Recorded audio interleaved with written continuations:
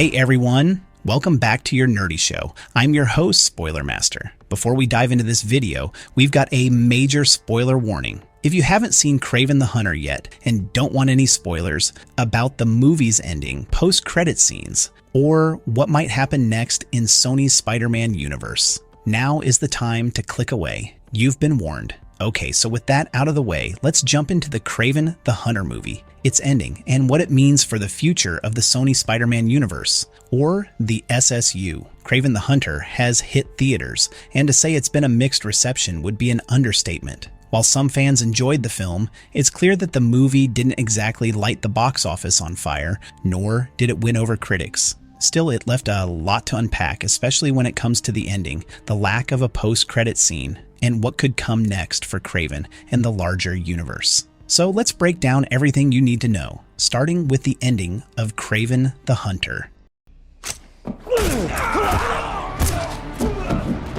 The final battle. The climax of Kraven the Hunter is intense, brutal, and packed with action. We've seen Kraven, played by Aaron Taylor Johnson, in pursuit of his own personal vengeance throughout the film, but the final act really brings everything to a head. At this point in the film, Kraven has been facing off with two of the biggest threats, Alexei Sitsevich, also known as the Rhino, and the Foreigner, a mercenary with hypnotic powers. The two villains have abducted Kraven's brother, Dimitri, and are preparing for a final showdown at Kraven's base. This sets up a battle between Kraven and these two enemies, with his beloved brother in jeopardy. The fight scenes here are intense, particularly when Kraven takes on the Foreigner, who uses his hypnotic abilities to create illusions in Kraven's mind. The movie leans into Kraven's animalistic instincts, with him hallucinating being surrounded by spiders, a callback to the Spider-Man universe and a nod to Kraven's primal nature. But just as it seems like Kraven is done for, Calypso,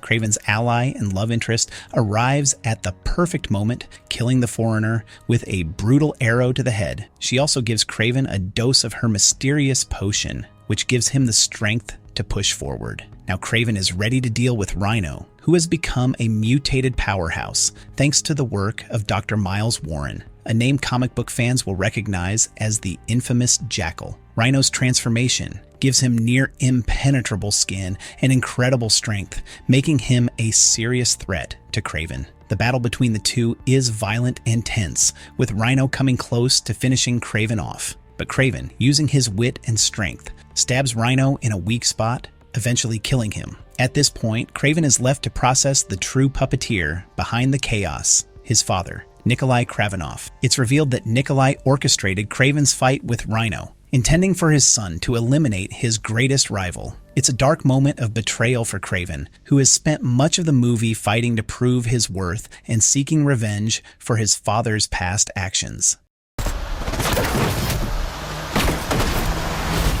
The death of Kraven's father. The revelation about his father's involvement sends Kraven into a new level of emotional turmoil. He has been manipulated throughout his life by Nikolai, and now he has to deal with the consequences of his father's actions. After confronting Nikolai, Kraven finally has enough. He allows nature to exact its own revenge. In a very symbolic moment, Kraven walks away from the confrontation, and a bear, presumably under his control, as Kraven has the ability to communicate with animals, mauls his father to death. The scene is powerful, not just because it's a shocking way for Nikolai to meet his end, but because it signals Kraven's shift in mentality. Kraven, the man who has hunted and killed for most of his life, now steps away from his father's violent legacy.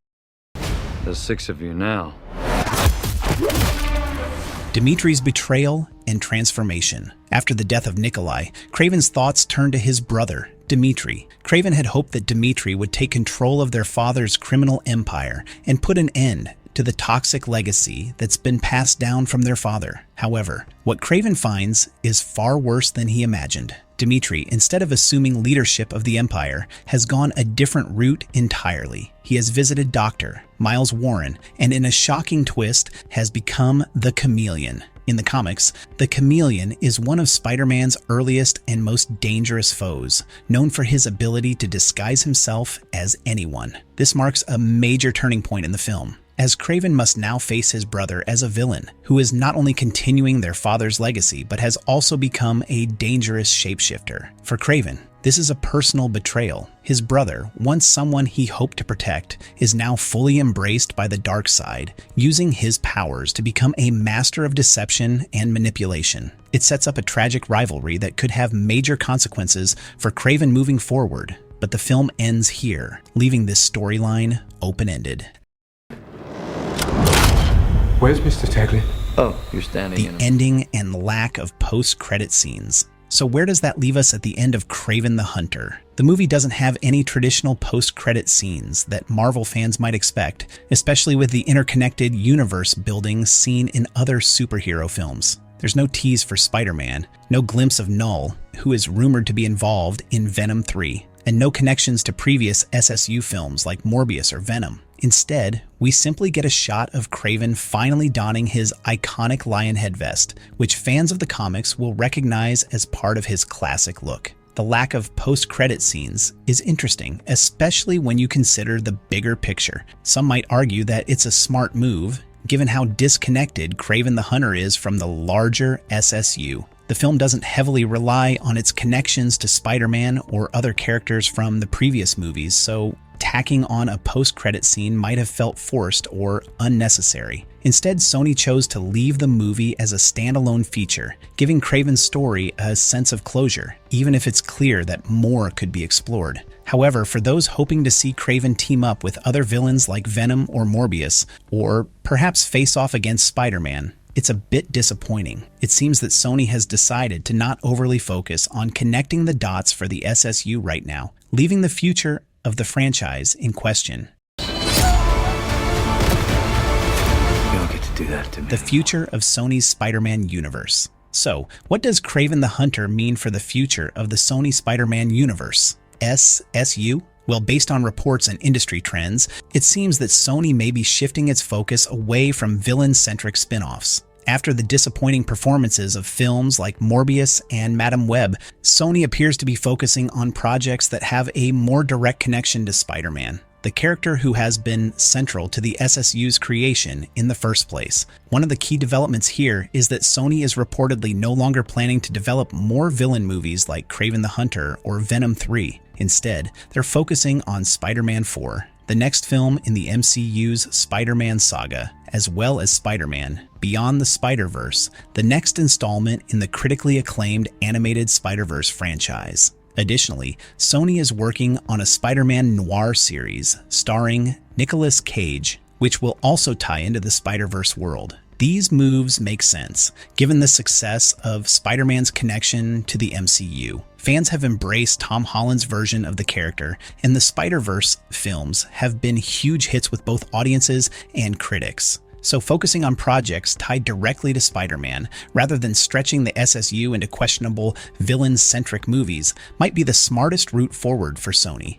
Kraven's future with Spider-Man. As for Kraven, his future is currently uncertain. There's no indication that he will face off with Spider-Man in this version of the character, and there's no clear direction for the character in the broader MCU. While Kraven's rivalry with Spider-Man is iconic in the comics, it seems like Sony is content to leave that story for another time, potentially tying Kraven's storyline to future Spider-Man movies in the MCU or other projects like Spider-Verse. Given how Kraven the Hunter ends with Kraven ready to hunt his brother, it feels like the character's arc might be over for now, but the seeds are there for a potential future story, whether it's in a sequel to Kraven or some other Spider-Man related project down the line.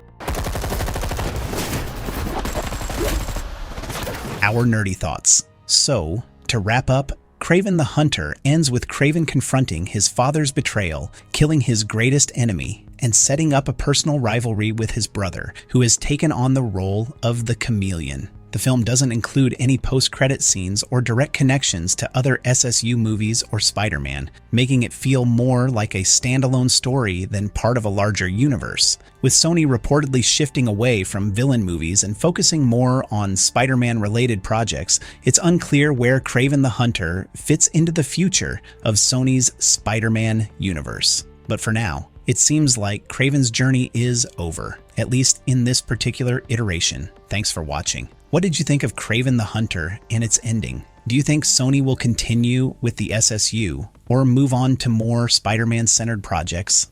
Let us know your thoughts in the comments below. Don't forget to like and subscribe for more deep dives into your favorite movies and shows. See you next time. When the man comes around. What the heck, I'll laugh anyway.